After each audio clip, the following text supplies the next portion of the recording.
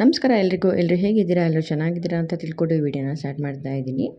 ನನ್ನ ಮಕ್ಳಿಗೆ ಇವತ್ತು ಸಮ್ಮರ್ ಕ್ಯಾಂಪ್ ಹಾಕಿದ್ದೆ. ಸೊ ಸಮ್ಮರ್ ಕ್ಯಾಂಪ್ದು ಫಸ್ಟ್ ಡೇ. ಸೊ ಅವ್ರಿಗೆ ಬಿಟ್ಬಿಟ್ಟು ಬರಬೇಕು. ಭಾನುವಾರ ಆಗಿದ್ರೂ ಸಮ್ಮರ್ ಕ್ಯಾಂಪು ಇವತ್ತಿಂದ ಸ್ಟಾರ್ಟ್ ಮಾಡ್ತಾ ಇದ್ದಾರೆ.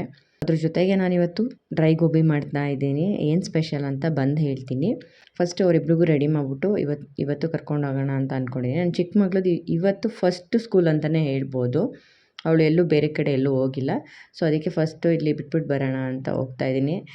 ಇಲ್ಲಿ ಹೇಗಿರ್ತಾಳೆ ನೋಡೋಣ, ಆಮೇಲೆ ಸ್ಕೂಲಿಗೆ ಕಳ್ಸೋಕ್ಕೆ ಸರಿ ಹೋಗುತ್ತೆ ಅಂತ. ಅವಳಿಗೆ 3 ವರ್ಷ ಆಗಿದೆ ಅಲ್ಲ, ಸೊ ಈ ವರ್ಷ ಸ್ಕೂಲ್ಗೆ ಹಾಕೋಣ ಅಂತ ಅಂದ್ಕೊಂಡಿದ್ದೀವಿ. ಸೊ ಅವ್ಳಿಗೂ ಕೂಡ ಸಮ್ಮರ್ ಕ್ಯಾಂಪ್ ಹಾಕಿದೆ. ಬಿಸಿಲು ಸುಮ್ಮನೆ ಮನೇಲಿ ಆಟ ಆಡ್ತಾ ಇರ್ತಾಳೆ. ಅಲ್ಲಾದರೆ ಸ್ವಲ್ಪ ಆ್ಯಕ್ಟಿವಿಟೀಸ್ ಥರ ಮಾಡಿಕೊಂಡು ಮಕ್ಳ ಜೊತೆ ಎಲ್ಲ ಸೇರಿಕೊಂಡು ಒಳಗಡೆನೇ ಆಟ ಆಡ್ತಾ ಇರ್ತಾರಲ್ಲ, ಸೊ ಆರಾಮಾಗಿ ಬರ್ಬೋದು. ಸಮ್ಮರ್ ಕ್ಯಾಂಪ್ ಬಂದರೆ ಬರೆಯೋದು ಆ ಥರ ಎಲ್ಲ ಏನಿರಲ್ಲ. ಸೊ ಜಾಸ್ತಿ ಆ್ಯಕ್ಟಿವಿಟೀಸೇ ಇರುತ್ತೆ. ಸೊ ಅದಕ್ಕೋಸ್ಕರ ಅವ್ಳಿಗೂ ಕೂಡ ಹಾಕಿದ್ದೀನಿ. ತಿಂಡಿ ಎಲ್ಲ ತಿಂದ್ಕೊಂಡು ಇಬ್ಬರು ಕೂಡ ರೆಡಿಯಾಗಿದ್ದಾರೆ. ಇಲ್ಲೇ ನಿಯರ್ ಬೈ ಇದೆ. ಸೊ ಫಸ್ಟ್ ಅವ್ರನ್ನ ಬಿಟ್ಬಿಟ್ಟು ಬರ್ತೀನಿ. ನಮ್ಗೆಲ್ಲರಿಗೂ ಅಕ್ಕ ಇಷ್ಟ ಇಲ್ವಾ? ಇಷ್ಟ ಇಲ್ವಾ ನಿಮ್ಗೆ? ಅವಳಿಗೆ ಇಷ್ಟನಾ? ಇಷ್ಟ ಇಲ್ವಾ? ಬೇಡ, ಇಲ್ಲೇ ಇಸ್ಕೊಳ್ಳೋಣ ಅಕ್ಕನ. ನೀನ್ ಮಾತ್ರ ಹೋಗು ಮನೆಗೆ. ಅಕ್ಕ ಇಷ್ಟ ಇಲ್ಲ ಅಲ್ವಾ?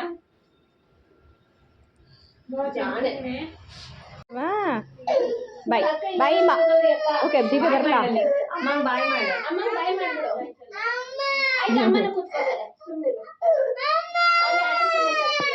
ಫಸ್ಟ್ ಟೈಮ್ ಅಲ್ವಾ, ಸೊ ಫಸ್ಟ್ ಹೋಗಿ ಸುಮ್ಮನೆ ಕೂತ್ಕೊಂಡ್ಳು. ಆಮೇಲೆ ತುಂಬ ಅಳ್ತಾ ಇದ್ಲು. ಅವ್ರು ಇಲ್ಲ ಬಿಡಿ ನೋಡ್ಕೊತೀವಿ ಅಂದ್ಬಿಟ್ಟು ಬಿಟ್ಬಿಟ್ಟು ಬಂದೆ.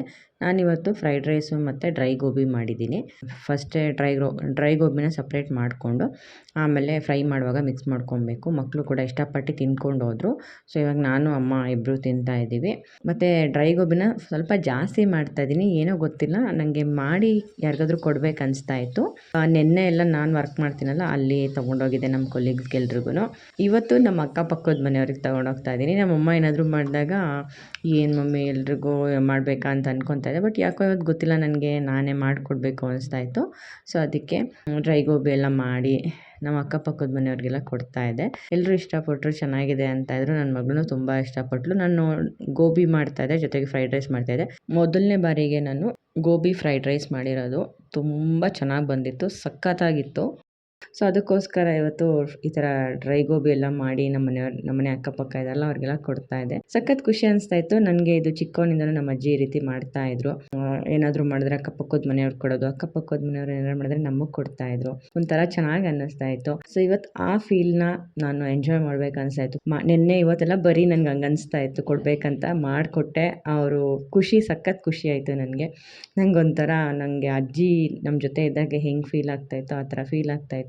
ಇದನ್ನೆಲ್ಲ ಅವ್ರು ನೋಡೇ ಕಲ್ತ್ಕೊಂಡಿದ್ದು. ಅವ್ರು ಯಾವಾಗಲೂ ಇದೇ ಥರ ಮಾಡ್ತಾಯಿದ್ರು. ಆಗಿನ ಕಾಲ ನಮ್ಮ ಅಕ್ಕಪಕ್ಕದ ಮನೆ ಎಲ್ಲರೂ ಹಾಗೆ ಮಾಡ್ತಾಯಿದ್ರು. ಅವ್ರು ಮಾಡಿದ್ದೆಲ್ಲ ನಮಗೆ ಕೊಡ್ತಾಯಿದ್ರು, ನಾವೆಲ್ಲ ಅವ್ರಿಗೆ ಕೊಡ್ತೀವಿ. ಒಂಥರ ಖುಷಿ. ಶೇರಿಂಗ್ ಈಸ್ ಕೇರಿಂಗ್ ಅಂತಾರಲ್ಲ, ಆ ಥರ ಚೆನ್ನಾಗಿ ಅನ್ನಿಸ್ತಾಯಿತ್ತು. ನಮ್ಮ ಮನೇಲಿ ಏನಾದ್ರು ತಿಂಡಿ ಆಗಿಲ್ಲ ಅಂದರೆ ಅವ್ರ ಮನೆಯಿಂದ ಮಾಡಿಕೊಡ್ತಾಯಿದ್ರು, ತೊಗೊಂಡೋಗ್ತಾ ಇದ್ವಿ. ಇವಾಗ ಅಕ್ಕಪಕ್ಕದ ಮನೇಲಿ ಯಾರಿದ್ದಾರೆ ಅಂತಲೇ ಗೊತ್ತಾಗಲ್ಲ, ಅಷ್ಟು ನಾವು ಒಬ್ರಿಗೊಬ್ರು ಪರಿಚಯ ಇದ್ದೀವಿ. ಆವಾಗ ಒಂಥರ ಚೆನ್ನಾಗಿತ್ತು. ಸೊ ಅದೆಲ್ಲ ಆದಮೇಲೆ ಎಲ್ಲ ಕ್ಲೀನ್ ಮಾಡಿಬಿಟ್ಟು ನನ್ನ ಮಗಳು ಮಧ್ಯಾಹ್ನ ಬರ್ತಾರೆ. 10 ಗಂಟೆಯಿಂದ 1 ಗಂಟೆ ತನಕ ಇದೆ. 9ರಿಂದ 10 ಅವಳಿಗೆ ಹ್ಯಾಂಡ್ ರೈಟಿಂಗು ಮತ್ತು ರೀಡಿಂಗ್ ಕ್ಲಾಸಸ್ ಹಾಕಿದ್ದೀನಿ. 10 ಗಂಟೆಯಿಂದ ಒಂದು ಸಮ್ಮರ್ ಕ್ಯಾಂಪ್ ಆ್ಯಕ್ಟಿವಿಟೀಸ್ ಇರುತ್ತೆ. ಸೊ ಅದಕ್ಕೆ ಜ್ಯೂಸ್ ಏನಾದರೂ ಮಾಡಿಬಿಡೋಣ ಅಂದ್ಬಿಟ್ಟು ರೆಡಿ ಮಾಡ್ತಾಯಿದ್ದೀನಿ. ನನ್ನ ದೊಡ್ಡ ಮಗಳಿಗೆ ಜ್ಯೂಸ್ ಅಂದರೆ ತುಂಬ ಇಷ್ಟ ಆಗುತ್ತೆ. ಸೊ ಅದಕ್ಕೆ ಮಸ್ಕ್ ಮೆಲನ್ ಇತ್ತು, ಎಲ್ಲ ನೀಟಾಗಿ ಕಟ್ ಮಾಡಿ ಮಸ್ಕ್ ಮೆಲನ್ನು ಮತ್ತು ಬನಾನಾ 2 ಕಟ್ ಮಾಡಿ ಜ್ಯೂಸ್ ಮಾಡ್ತಾಯಿದ್ದೀನಿ. ನಾನು ಮತ್ತು ನಮ್ಮ ಹಸ್ಬೆಂಡ್ ಜ್ಯೂಸ್ ಕುಡಿಯೋಲ್ಲ. ನಾನು ಕುಡಿತಾಯಿದ್ದೆ, ಬಟ್ ಇವಾಗ ಸ್ವಲ್ಪ ಡಯಟ್ ಮಾಡ್ತಾಯಿದ್ದೀನಿ. ಸೊ ಅದಕ್ಕೋಸ್ಕರ ಕುಡಿತಾಯಿಲ್ಲ. ಸಣ್ಣ ಕೂಡ ಆಗ್ತಾಯಿದ್ದೀನಿ. ನನಗೂ ಅನಿಸ್ತದೆ, ನೋಡಿದವರು ಅಂತ ಇದ್ದಾರೆ ಸಣ್ಣ ಆಗ್ತಾಯಿದ್ದೀರಾ ಅಂತ. ಬಟ್ ಸ್ವಲ್ಪ ವೆಯ್ಟ್ ಲಾಸ್ ಮಾಡೋಣ ಅಂತ ಹೇಳ್ಬಿಟ್ಟು ನಾನೇ ಡಯಟ್ ಮಾಡ್ತೀನಿ. ಬರೀ ಫ್ರೂಟ್ಸ್ ಮಾತ್ರ ತಿಂತೀನಿ. ಅದಕ್ಕೆ ಮಕ್ಳಿಗೆ ಜ್ಯೂಸ್ ಮಾಡಿಬಿಡೋಣ, ಅವ್ರು ಬರೋಷ್ಟು ಫ್ರಿಜ್ಜಲ್ಲಿಟ್ಟು ಸ್ವಲ್ಪ ತಣ್ಣಗಿರುತ್ತೆ. ನಾವು ಸ್ವಲ್ಪ ಹಣ್ಣನ್ನು ತೆಗೆದಿಟ್ಕೊಂಡು ಅವಳಿಗೆ ಜ್ಯೂಸ್ಗೆ ಮಾಡಿಡ್ತಾಯಿದ್ದೀನಿ. ನಾವು ಚಿಕ್ಕವನಲ್ಲಿ ಕಲ್ತಿದ್ದು ಎಷ್ಟೇ ವರ್ಷ ಆದ್ರೂ ಮರೆಯಲ್ಲ ಅನ್ನೋದಕ್ಕೆ ಇದೇ ರೀಸನ್ ಅಂತ ಹೇಳ್ಬೋದು. ನಾನು ಅದನ್ನೆಲ್ಲ ನನ್ನ ಕಣ್ಣಾರೆ ನೋಡಿದ್ದೀನಿ, ಬೇರೆಯವ್ರಿಗೆ ಕೊಡೋದು ತೊಗೊಳ್ಳೋದು ಎಲ್ಲ. ಸೊ ನಾನು ಎಷ್ಟೇ ದೊಡ್ಡವಳಾಗಿ ಈ ಆಧುನಿಕ ಕಾಲಕ್ಕೆ ನಾನು ಅಡ್ಜಸ್ಟ್ ಆದ್ರೂ ಸಮ್ಟೈಮ್ಸ್ ನನಗನ್ಸುತ್ತೆ ಅದನ್ನೆಲ್ಲ ಬಿಟ್ಟು ಬದುಕೋಕ್ಕಾಗಲ್ಲ. ನಾನು ಏನು ಚಿಕ್ಕವನಲ್ಲಿ ಕಲ್ತಿದ್ದೋ ಅದು ಯಾವತ್ತೂ ಹೋಗೋದಿಲ್ಲ ಅಂತ. ಸೊ ಅದು ಇವತ್ತು 2 ದಿನದಲ್ಲಿ ನಡೆದಿದ್ದು ನಂಗೆ ಹಂಗೆ ಅನ್ನಿಸ್ತಾ ಇತ್ತು. ತುಂಬ ಖುಷಿ ಆಯಿತು. ಹೌದು, ಈ ರೀತಿ ಇರಬೇಕು. ಸಮ್ಟೈಮ್ಸ್ ಎಲ್ಲನೂ ನಾವೇ ಎಕ್ಸ್ಪೆಕ್ಟ್ ಮಾಡಬಾರ್ದು. ಮಾಡಿಲ್ಲ ಅಂದರೂ ನಮ್ಮ ಖುಷಿಗೋಸ್ಕರನಾದರೂ ನಾವು ನಮ್ಗೇನು ಅನಿಸುತ್ತೋ ಅದನ್ನು ಮಾಡಬೇಕು. ಸೊ ಅದಕ್ಕೋಸ್ಕರ ನೆಕ್ಸ್ಟು ಅದೇ ರೀತಿ ಏನಾದರೂ ನಂಗೆ ಅನಿಸಿದ್ರೆ ಒಂದಷ್ಟು ಬೇರೆಯವ್ರಿಗೆ ಮಾಡಿಕೊಡ್ಬೇಕು ಅಂತ ಅನಿಸ್ತಾ ಇದೆ. ಸೊ ಮಾಡಿಕೊಡೋಣ ಅಂತ ಅಂದ್ಕೊಂಡಿದ್ದೀನಿ. ಏನಾದರೂ ಆಗಲಿ ಪರವಾಗಿಲ್ಲ, ತಿಂಡಿ ಆಗಿರ್ಬೋದು, ಏನೇ ಆಗಿರ್ಬೋದು, ಒಂದಷ್ಟು ಬೇರೆಯವ್ರಿಗೆ ಖುಷಿ ಥರ ಏನಾದರೂ ಮಾಡಬೇಕಂತ ಅನಿಸ್ತಾ ಇದೆ. ತಗೊಳ್ಳೋದಕ್ಕಿಂತ ಕೊಡೋದ್ರಲ್ಲಿ ತೃಪ್ತಿ ಜಾಸ್ತಿ ಇರುತ್ತೆ. ಸೊ ಅದರಲ್ಲೇ ತುಂಬ ಜಾಸ್ತಿ ಖುಷಿ ಸಿಗುತ್ತೆ. ಅದಾದಮೇಲೆ ನನ್ನ ಮಕ್ಳಿಗೆ ಸಮ್ಮರ್ ಕ್ಯಾಂಪ್ ಟೈಮ್ ಕ್ಲೋಸ್ ಆಯಿತು. ಸೊ ಕರ್ಕೊಂಡು ಬರೋಣ ಅಂತ ಹೋಗಿದ್ದೀನಿ. ನೋಡ್ಬೋದು ನನ್ನ ಚಿಕ್ಕ ಮಗಳು ದೊಡ್ಡ ಮಗಳದ್ದು ಕ್ರಾಫ್ಟ್ ಇವತ್ತು. ಇದನ್ನ ನೋಡಿ ನಂಗೆ ಚಿಕ್ಕವಳಲ್ಲಿದ್ದಾಗ ನೆನಪಾಯ್ತು. ಗರೀಲಿ ಲಾಂಗ್ ಚೈನು ಮತ್ತು ಕನ್ನಡಕ ಮಾಡಿಕೊಟ್ಟಿದ್ದಾರೆ. ಏನಿದು ಮಾಡ್ಕೊಂಬತ್ತಾ ಇರೋದು ನಮ್ಮ ಪಾಪು ರೀ? ಸ್ಲಿಪ್ಪರ್ ಮಗ್ಲೆ ಸಾರಾ ಎಲ್ಲ ಮಾಡ್ಕೊಬಿಟ್ಟಿದ್ದೀರಾ ಕನ್ನ? ಮುಗಿತಾ ಎಲ್ರದ್ದು? 1 o'clock ಅಮ್ಮಂಗೆ ಹೇಳ್ತಿದ್ದು ಬರೋಕ್ಕೆ 12. ನಾವು ಚಿಕ್ಕವರಿರುವಾಗ ಇದೇ ರೀತಿ ವಾಚು ಉಂಗುರ ಎಲ್ಲ ಮಾಡ್ಕೊತಾ ಇದ್ವಿ. ನನಗೂ ಸಖತ್ ನೆನಪಾಯ್ತು ಅವಾಗಿಂದೆಲ್ಲ ನಾವು ಇದೆಲ್ಲ ಮಾಡ್ತಾಯಿದ್ವಿ ಅಂತ. ಫಸ್ಟ್ ಟೈಮ್ ಅಲ್ವಾ ಏನೂ ತರಿಸಲಿಲ್ಲ ಅಂತ ಗರೀಲಿ ಕ್ರಾಫ್ಟ್ ಮಾಡಿಸಿ ಒಂದಷ್ಟು ಶ್ಲೋಕ ಎಲ್ಲ ಹೇಳಿಸಿ ಕಳಿಸಿದ್ದಾರೆ. ಅದಾದಮೇಲೆ ನಾನು ಅವರಿಗೆ ಜ್ಯೂಸ್ ಮಾಡಿಟ್ಟಿದ್ನಲ್ಲ, ಸೊ ಅದು ಜ್ಯೂಸನ್ನ ತೊಗೊಂಡೋಗಿ ಕೊಡ್ತಾಯಿದ್ದೀನಿ. ನನ್ನ ಮಗಳಿಗೆ ತುಂಬ ಖುಷಿಯಾಗೋಯಿತು ಅಮ್ಮ ಜ್ಯೂಸ್ ಮಾಡಿಟ್ಟಿದ್ದಾರೆ ಅಂತ. ಬೇಸಿಗೆ ಬೇರೆ ಆಗಿರೋದ್ರಿಂದ ಮಕ್ಳುಗಳಿಗೆ ಊಟ ಮಾಡೋದಕ್ಕಿಂತ ಲಿಕ್ವಿಡ್ ಏನಾದರೂ ಜಾಸ್ತಿ ತೊಗೋಬೇಕು ಅನಿಸ್ತಾ ಇರುತ್ತೆ. ಅದಕ್ಕೋಸ್ಕರ ಮಜ್ಜಿಗೆ ಈ ಥರ ಜ್ಯೂಸು ಏನಾದರೂ ಮಾಡಿಕೊಡ್ತೀನಿ. ನನ್ನ ಚಿಕ್ಕ ಮಗಳು ಜಾಸ್ತಿ ಈ ಥರ ಜ್ಯೂಸ್ ಎಲ್ಲ ಕುಡಿಯೋಲ್ಲ. ಸೊ ಅವಳಿಗೆ ಹಣ್ಣು ಕೊಟ್ಬಿಟ್ಟು ನೋಡಿ ನಮ್ಮ ಮಗಳಿಗೆ ತುಂಬ ಇಷ್ಟ ಫ್ರೈಡ್ ರೈಸ್ ಅಂದರೆ ಮಧ್ಯಾಹ್ನ ನಂಗೆ ಅದೇ ಮಾಡಿಕೊಡಿ ಅಂತ ಹೇಳ್ಬಿಟ್ಟು ಮಾಡಿಸ್ಕೊಂಡು ತಿಂದ್ಲು. ಅದು ಅವಳ ಫ್ರೆಂಡೆಲ್ಲ ವೆಯ್ಟ್ ಮಾಡ್ತಾ ಇದ್ದಾಳೆ. ಆಟ ಆಡೋಕ್ಕೆ ಹೋಗಿದ್ಲು. ಆಟ ಆಡಿಕೊಂಡು ಸ್ವಲ್ಪ ಹೊತ್ತು ಆದಮೇಲೆ ಸಂಜೆ ಮೇಲೆ ಇಲ್ಲೇ ಮಂಡ್ಯದಲ್ಲಿ ಡಿ ಮಾರ್ಟ್ ಆಗಿದೆ. ಸೊ ಅಲ್ಲಿಗೆ ಹೋಗಿದ್ವಿ. ನಾವು ಆಲ್ಮೋಸ್ಟ್ ಶಾಪಿಂಗ್ ಎಲ್ಲ ಅಲ್ಲೇ ಮಾಡೋದು. ಚೀಪ್ ಆ್ಯಂಡ್ ಬೆಸ್ಟ್, ತುಂಬ ಕಮ್ಮಿಗೆ ಒಳ್ಳೆ ಕ್ವಾಲಿಟಿ ಪ್ರಾಡಕ್ಟ್ಸ್ ಸಿಗುತ್ತೆ. ಅವಳಿಗೆ ಸಮ್ಮರ್ ಕ್ಯಾಂಪ್ಗೆ ಒಂದಷ್ಟು ಕ್ರಾಫ್ಟ್ಸು ಪೇಂಟ್ ಎಲ್ಲ ಬೇಕಿತ್ತು. ಸೊ ಅದಕ್ಕೆ ತೊಗೊಂಡು ಬರೋಣ ಅಂತ ಹೋಗಿದ್ವಿ. ಸೊ ಅವಳಿಗೇನೆ ಸ್ವಲ್ಪ ಗೊತ್ತಾಗಲಿ ಅಂತ ಹೇಳ್ಬಿಟ್ಟು ನೀನೇ ತೊಗೋಕಂದ ಯಾವುದ್ಯಾವ್ದು ಬೇಕು ಅಂತ ಹೇಳಿದೆ.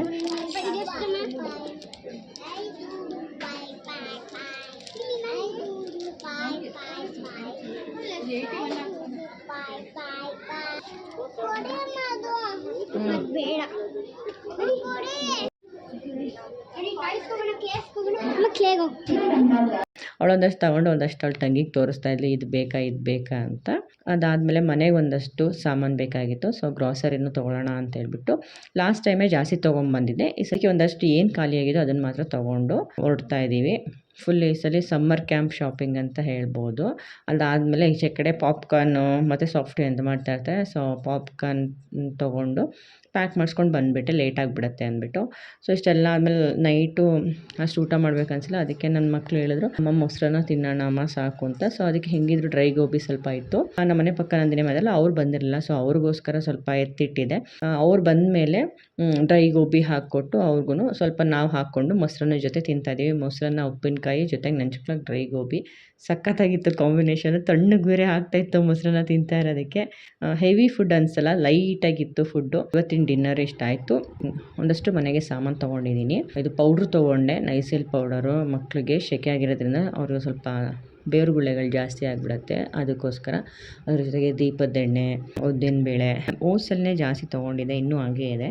ಅದಕ್ಕೋಸ್ಕರ ಏನೇನು ಖಾಲಿಯಾಗಿತ್ತು ಅದನ್ನು ಮಾತ್ರ ತೊಗೊಂಡು ಬಂದೆ. ದಪ್ಪುಪ್ಪು, ಸಣ್ಣುಪ್ಪು.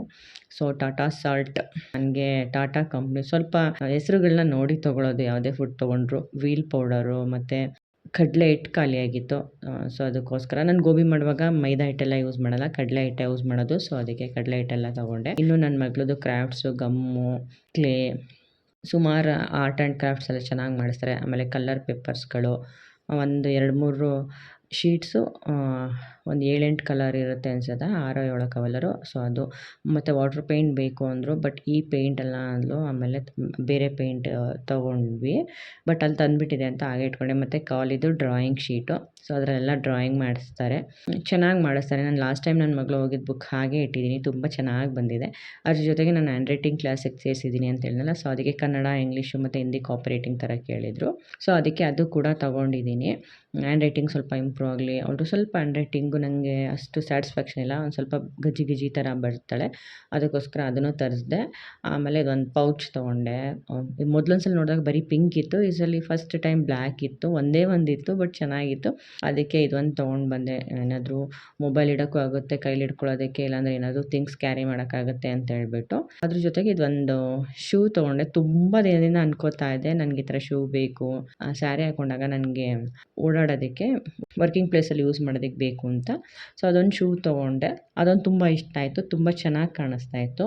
ಸೊ ಇದಿಷ್ಟು ನಾವು ಇವತ್ತು ಶಾಪಿಂಗ್ ಮಾಡಿದ್ದು. ಮತ್ತು ಅವಳಿಗೆ ಬುಕ್ ತರಕ್ಕೆ ಹೋದಾಗ ಅಲ್ಲಿ ಎಕ್ಸ್ಟ್ರಾ ವಾಟರ್ ಪೇಂಟ್ ಬೇಕಾಗಿತ್ತಲ್ಲ, ಅದನ್ನು ತರಕ್ಕೆ ಹೋದಾಗ ಇದು ಸಿಕ್ತು ಕಲ್ಲಂಗಡಿ ಹಣ್ಣು.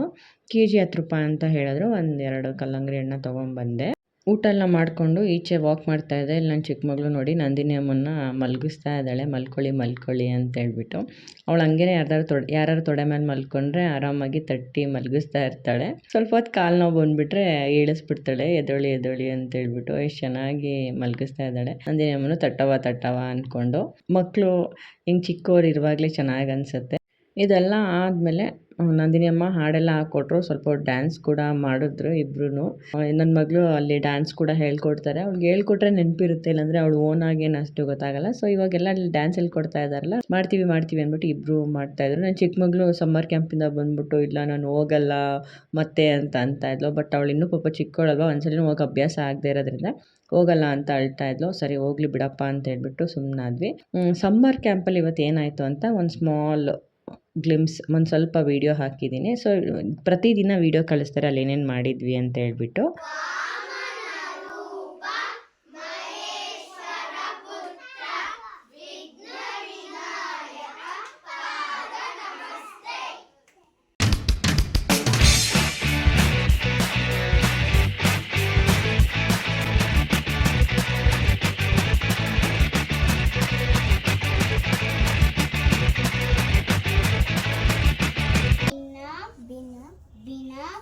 ಇವತ್ತಿನ ದಿನ ಈ ರೀತಿ ಇತ್ತು. ನಾನು ಮತ್ತೆ ನಿಮಗೆ ಮುಂದಿನ ವಿಡಿಯೋದಲ್ಲಿ ಸಿಗ್ತೀನಿ. ಅಲ್ಲಿವರೆಗೂ ನಮಸ್ಕಾರ.